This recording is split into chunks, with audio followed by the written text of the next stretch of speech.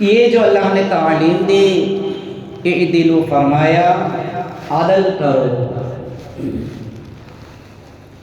کسی کو یہاں پر گنایا نہیں گیا کہ صحت والے ہو یا مالدار ہو یا بڑا ہو، امیر ہو، عہدیدار ہو، ذمہ دار ہو، علم والا ہو، کوئی یہاں پر سوال نہیں فرمایا اعدلوا عدل کرو ہوا اقرب للتقویٰ، کہ یہ جو ہے تقوی کے پاس زیادہ قریب پہنچنے والا معاملہ ہے۔ تقویٰ وہ چیز ہے جو اللہ سے قریب کرتا ہے، اللہ کا قرب حاصل ہوتا ہے۔ اس راہ پر چل کر حضرات بزرگان دین نے اللہ کے مبارک اور مقدس ہستیاں اولیاء اللہ بنے، ان کو یہ شرف حاصل ہوا۔ اسی آیت میں اللہ نے آگے فرمایا ان اللہ خبیر بما تعملون، اگر ان سے منہ موڑو گے، یہ کام کو چھوڑ دو گے یا اس کے خلاف چلو گے تو یاد رکھو بلا شبہ اللہ تعالیٰ کو تمہارے سب اعمال کا جو ہے اطلاع ہے، تمہارے سب کاموں کی اللہ کو خبر ہے، اللہ جانتا ہے۔ بے شک اللہ تعالیٰ بہت زیادہ سننے اور جاننے والے ہیں۔ ہمیں سمجھتے ہیں کہ ہمارے سے زیادہ کوئی جاننے والا نہیں ہے، ہمارے سے زیادہ کوئی عقل والا ہے ہی نہیں دنیا میں۔ جو میں مکر کرتا ہوں، جو میں فریب کرتا ہوں، یہ بس مجھے ہی اس کا علم ہے، کسی دوسرے کو اس کا پتہ ہی نہیں۔ اس نادان مسلمان کو اس کا بھی علم نہیں کہ اس کے سارے کاموں کا علم اللہ تبارک و تعالیٰ کو ہے۔ وَإِنْ حَكَمْتَ فَحْكُمْ بَيْنَهُمْ بِالْقِسْطِ، اللہ حکم دیتا ہے تمہیں انصاف کرو اور عدل کرو، اس لیے کہ یہ کام کرنے والوں کو اللہ پاک بہت زیادہ محبوب رکھتے ہیں اور پسند کرتے ہیں۔ اس کے علاوہ اس کے وعیدے بھی بہت سارے، لہذا دوستوں بزرگوں، اسی چھوٹی سی آیت شریفہ کے ذیل میں کچھ مختصر میں چند باتیں عرض کرنے کی کوشش کروں گا۔ یہ عدل اور انصاف اگر ہمیں زبانی اعتبار سے بول لیں گے یا سن لیں گے تو کوئی چیز ہی نہیں۔ قرآن کی روشنی اور احادیث نبیہ صلی اللہ علیہ وسلم کی اوراق میں جھانک کر دیکھیں گے، اسے تصور میں لیں گے تو معلوم ہوتا ہے کہ اسی ایک عمل سے انسان کی زندگی اور آخرت بنتی ہے اور بگڑتی ہے۔ آج یہ معاملہ کہیں پر بھی انصاف کا ہمیں نظر نہیں آتا، صدارتی کرسی سے لے کر چپراسی کی کرسی تک، ملک کے کتنے بڑے رہبر سے لے کر چھوٹے افسر تک، چاہے وہ باہر کا معاملہ ہو یا اندر کا معاملہ ہو، نہ باہر انصاف ہے نہ اندر انصاف ہے۔ جہاں جہاں انسان امید رکھتا ہے انصاف کی اور عدل کی، وہاں سے خود انصاف اٹھ چکا ہے، ختم ہو چکا ہے۔ پھر اس کی امید، اس کی حرص، یہ ایک تسلی ہے، حاصل ہونے کا کچھ بھی نہیں ہے۔ نہ بڑے بڑی حکومت والوں سے انصاف ہو رہا ہے، نہ عدالتوں میں انصاف ہو رہا ہے، نہ کچہریوں میں انصاف ہو رہا ہے، نہ بازاروں میں انصاف ہو رہا ہے۔ کسی اداروں میں، انجمنوں میں یا تنظیموں میں یہ سارے چیزیں علیحدہ ہیں۔ یہ بڑے بڑے میدانات ہیں جہاں پر ہمیں جھانکنے کی ضرورت نہیں، ہمیں اپنے اوپر، اپنے اندر اور اپنا ماحول اور اپنے گھریلو زندگی کا ہمیں جائزہ لینا چاہیے کہ اللہ کا حکم جو انصاف کرنے کا اللہ نے بندوں کو اور انسانوں کو دیا، وہ ہمارے اندر کہاں تک لاگو ہے؟ جیسا کہ میں عرض کر رہا ہوں کہ اسے ہمیں زبان سے کہیں تو کوئی چیز معنی نہیں رکھتی، سنتے ہی تو کوئی چیز معنی نہیں رکھتی۔ اس کی مثالیں جناب رسول اللہ صلی اللہ علیہ وسلم کی زندگی سے ہمیں ملتی ہیں، اس کے نمونے صحابہ کرام کی مبارک زندگیوں سے ہمیں ملتے ہیں۔ کبھی ہم نے اس چیز کو اپنانا نہیں چاہا، اس کے ہم نے تو دھجیاں اڑا کر رکھ دیے۔ ماں باپ میں اولاد کے تعلق سے کوئی انصاف نہیں رہا، شوہر میں انصاف نہیں ہے بیوی کے معاملے میں۔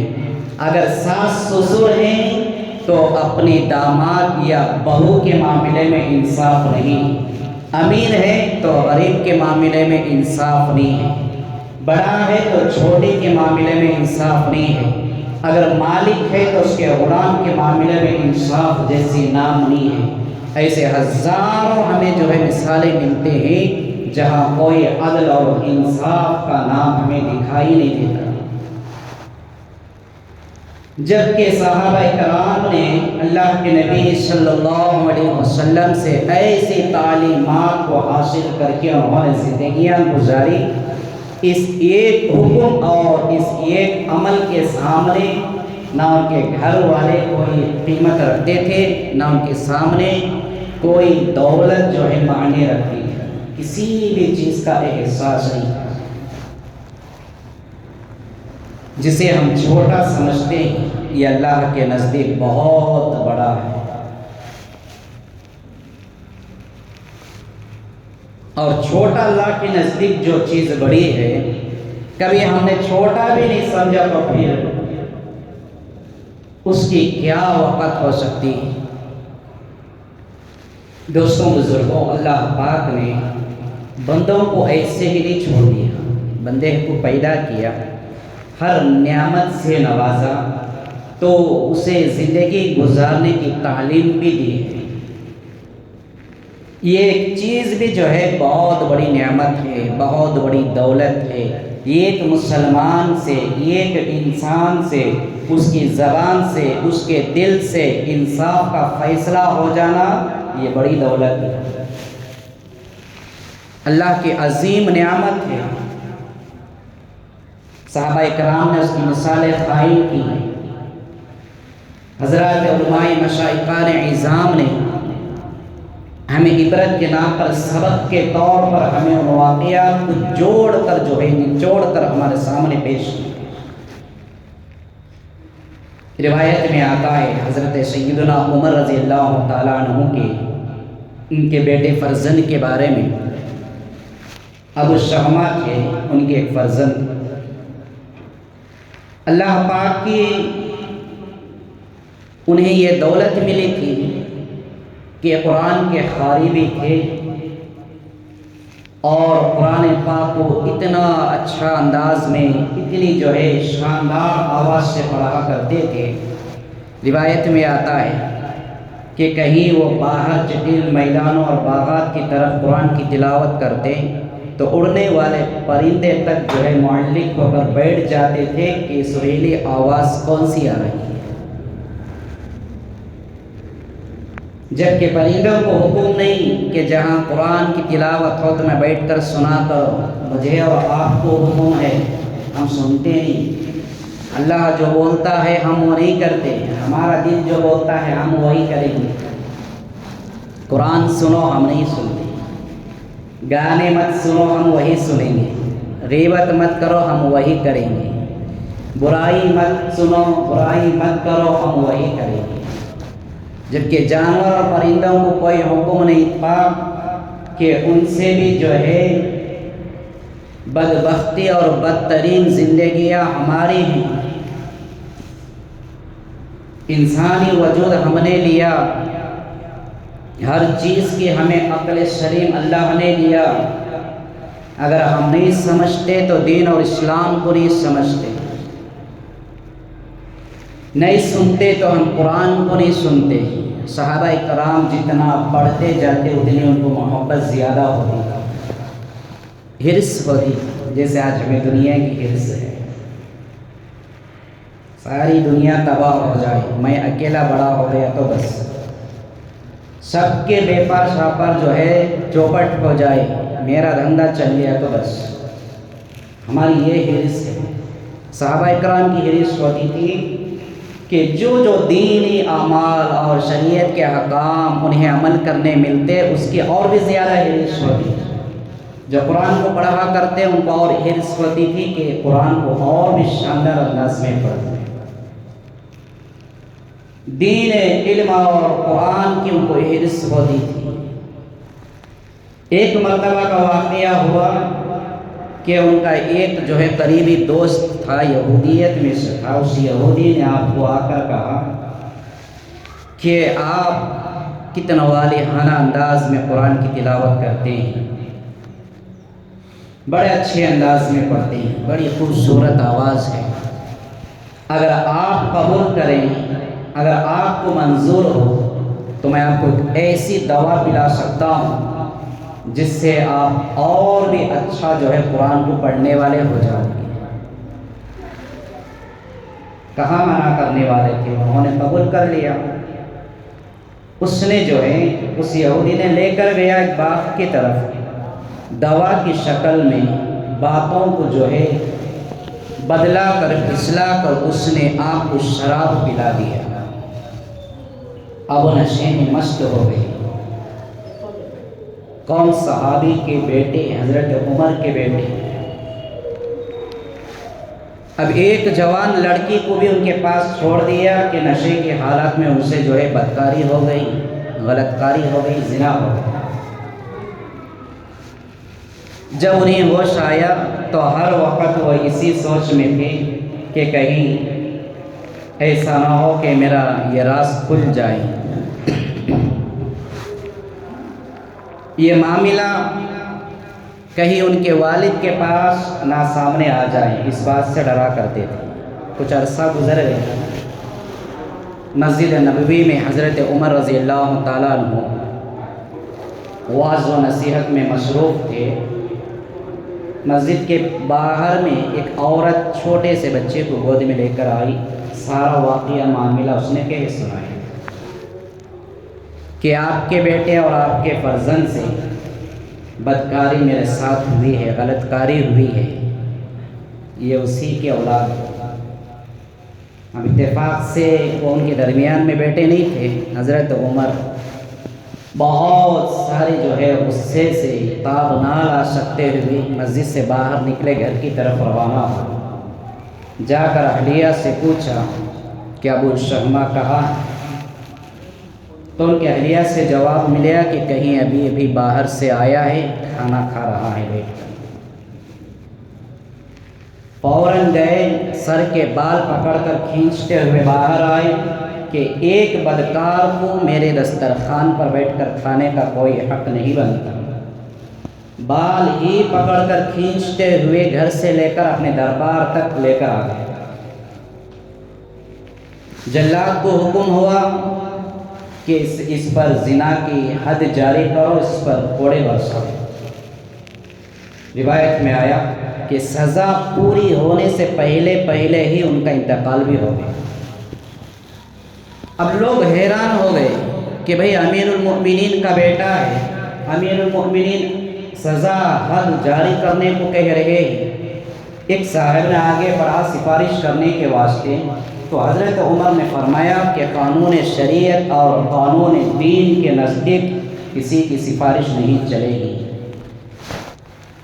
غلطی اگر امیر المؤمنین خلیفہ عمر کا بیٹا بھی کرتا ہے تو اسے سزا بھگتنا پڑے گا۔ معاملہ ہو گیا، سزا بھی مل گئی، انتقال بھی ہو گیا۔ بارہا ہم سنتے ہیں واقعات، ہمیں اس کا علم ہے، معلومات ہے، لیکن غور کرنے کا جو ہے ہمیں ضرورت ہے۔ اگر یہ معاملات ہمارے ماحول میں، ہمارے درمیان، ہماری زندگیوں میں، ہماری اولاد سے، ہمارے رشتہ داروں میں ہو رہے ہیں تو ہم اس کا کیا نتیجہ نکال سکتے ہیں؟ ہے کوئی آج اتنا بڑا انصاف کرنے والا کہ ہمارے اولاد، ہمارا بھائی، ہمارے گھر کے فرد کی طرف سے یہ گناہ ہو گیا، یہ غلطی ہو گئی، اب اسے جو ہے قانون کے حوالے کرو، اسے سزا ملے، نہیں کر سکے۔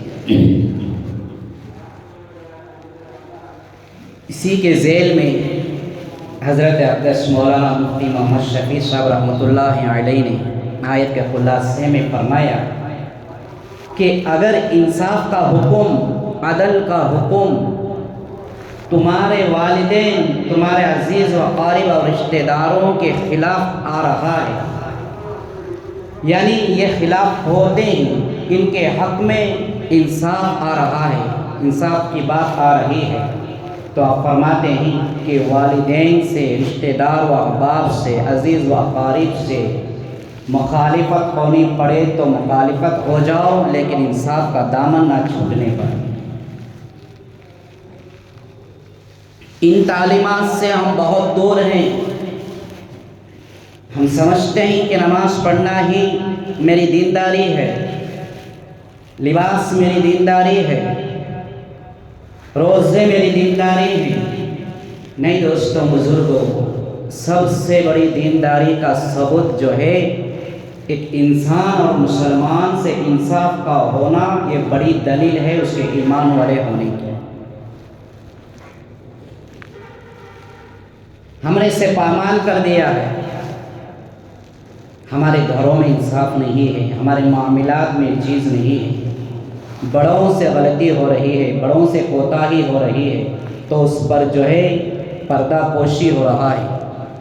وہی غلطیاں اور وہی اگر برائیاں چھوٹوں سے ہو رہا ہے تو وہ گلی پر، سڑکوں پر، معائلے میں سارے اوپر باہر بکھر دیتے ہیں کہ فلانے سے یہ کام ہوا، فلانے نے غلطی کی، فلانے کے اندر اس نے فلانی برائی کی۔ اب جب کسی کو انصاف کرنے کا معاملہ آتا ہے، اللہ نے فرمایا جب تمہیں انصاف کرنے کی بات آئے گی، تمہیں حکم یعنی تمہیں بڑا بنایا جائے انصاف کرنے کے واسطے، حق کو سامنے رکھ کر، انصاف کو سامنے رکھ کر عدل کرو، اس میں چاہے تمہاری کسی کی بھی جو ہے مخالفت ہو جائے۔ اور واتقوا اللہ، فرمایا اس معاملے میں اللہ سے ڈرو، اگر یہ کام نہیں کرو گے ان اللہ خبیر بما تعملون، بے شک اللہ تعالیٰ تمہارے اعمال کی خبر رکھتا ہے اور اطلاع رکھتا ہے۔ ہم خود جو ہے ہمارا ماحول ہمارے سامنے، ہم اس پر غور کر کے دیکھیں، انصاف کسی سے نہیں ہو رہا ہے تو کسی کی مالداری دیکھی جا رہی ہے، کسی کی بڑھوتری دیکھی جا رہی ہے، کسی کی عہدیداری دیکھی جا رہی ہے، کسی کا خاندان، حسب اور نسب دیکھا جاتا ہے، جب جا کر اس کی طرف انصاف ہو رہا ہے، جبکہ اس کے خلاف ہے بات تب بھی جو ہے اسی کے برعکس انصاف ہو رہا ہے۔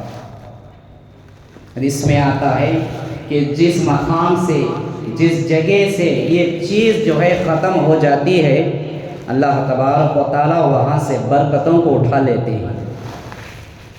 اور کریں ہمارا اندر عدل اور انصاف نہیں تو اللہ پاک نے برکت کو اٹھا لیا، برکت کو ختم کر دیا، اب کہاں سے ہمیں برکت ملے گی؟ جس حکم کو ہم نے اللہ کے توڑ دیا، اس کی نافرمانی کی، اس کے بدلے میں اللہ نے ہماری زندگیوں سے، ہماری عمر سے، ہماری کمائیوں سے، ہمارے گھریلوں سے، ہماری صحت میں ہر چیز کی برکت کو اللہ اٹھا لیتے ہیں۔ اور اگر نافرمانی کرتے ہیں تو یہی حضرت عمر رضی اللہ تعالیٰ عنہ نے اپنے دور خلافت کے اندر حد جاری کرتے تھے کہ جو شریعت اور جو قرآن کے حکم کو نافرمانی کرتا تو آپ کے پاس کوئی سمجھانے کا سمجھوتا نہیں ہوتا تھا، سیدھے تلوار نکالتے، اس کے بدن سے سر کو الگ کر دیتے۔ ایک معاملہ ایسا ہی ہوا، اللہ کے نبی علیہ السلام کے پاس مقدمہ پہنچا ایک منافق اور ایک یہودی کا، تلوار کے درمیان میں دونوں کا جھگڑا تھا۔ حضور صلی اللہ علیہ وسلم نے ساری باتوں کو سن کر فیصلہ کر دیا کہ جو تلوار جو ہے یہودی کی، اس نے مان لیا، یقین کر لیا کہ مسلمانوں کے پیغمبر نے کہہ دیا، ہو گئی بات۔ اب یہ جو مسلمان تھا، منافق تھا، اس نے ماننے سے انکار کیا، اس یہودی سے کہا کہ میں نعوذ باللہ حضور صلی اللہ علیہ وسلم کے فیصلے سے مطمئن نہیں، میں راضی نہیں ہوں، چلو حضرت عمر کے پاس چلتے ہیں، وہ ٹھیک فیصلہ کریں۔ حضرت عمر کے پاس گئے، اس یہودی نے سارا واقعہ سنا دیا کہ تمہارے نبی نے فیصلہ کر چکے ہیں کہ تلوار میری ہے، اور اس نے ماننے سے انکار کیا، تمہارے پاس لے کر آیا۔ آپ اندر سیدھے گئے، تلوار لائے اور اس کے جو ہے سر کو ختم کر دیا، دھڑا اور سر کو الگ کر دیا۔ لوگ حیران، وابلہ مچ گیا کہ عمر نے مسلمان کو قتل کر دیا، عمر نے مسلمان کو قتل کر دیا۔ اللہ کے نبی صلی اللہ علیہ وسلم کے پاس جبرائیل حکم لے کر آئے کہ عمر نے مسلمان کو نہیں بلکہ منافق کو قتل کیا۔ جو نبی کا حکم نہیں مانتا یہ منافق ہو گیا، مسلمان کون سے رہا؟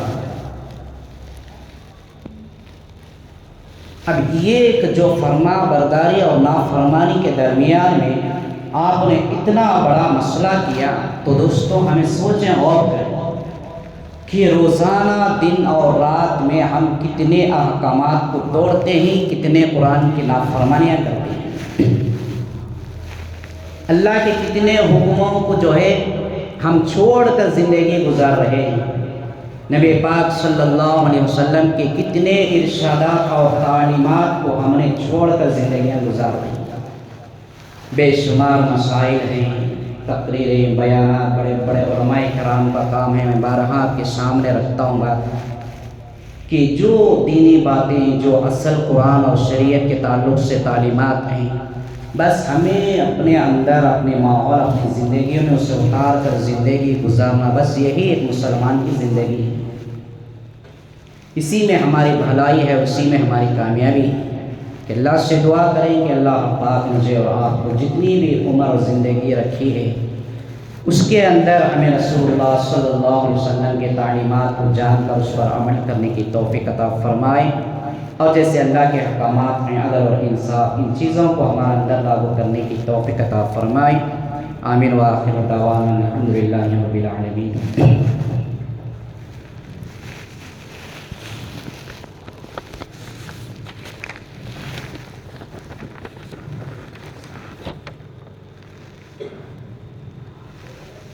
محترم صدر و سیکریٹری و جملہ رکن، السلام علیکم ورحمۃ اللہ وبرکاتہ۔ آپ حضرات بخوبی جانتے ہیں کہ آج کے اس دور میں کیلنڈر ہر گھر کی ضرورت ہے، اور شخص روزانہ کی مصروفیات اور آئندہ کے کام کیلنڈر دیکھ کر ترتیب دیتا ہے۔ پھر اگر اس کیلنڈر سے تاریخ کے ساتھ ساتھ نمازوں کے اوقات بھی معلوم ہو تو اس کیلنڈر کی اہمیت اور بڑھ جاتی ہے۔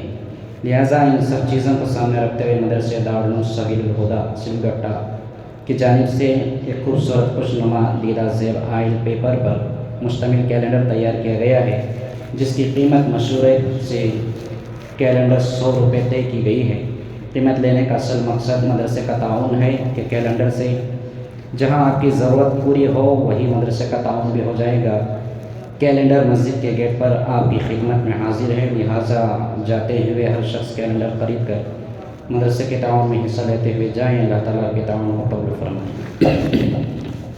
دوسرا اعلان یہ ہے، پاس کے گاؤں میں تیرتھ ہڑلی میں آج عصر کے بعد سے جلسہ و پروگرام ہے۔ عصر کے بعد سے مغرب تک مکتب کے مدرسوں بچوں کا پروگرام ہوگا، اور مغرب سے عشاء تک شیر بندور اور بلکہ پورے کرناٹک کی مشہور و معروف شخصیت حضرت اقدس مولانا محمد مزمل صاحب ارشادی دامت برکاتہ عالیہ تشریف لا رہے ہیں۔ بعد نماز مغرب فوراً حضرت کا جو ہے خطاب شروع ہوگا۔ اس طرح کے بزرگوں کے اور علماء کرام کے بیانات اور جلسوں میں پہنچنے سے ہمارے فائدہ یہ ہوتا ہے کہ ہمارے دینی معلومات میں اضافہ ہوتا ہے۔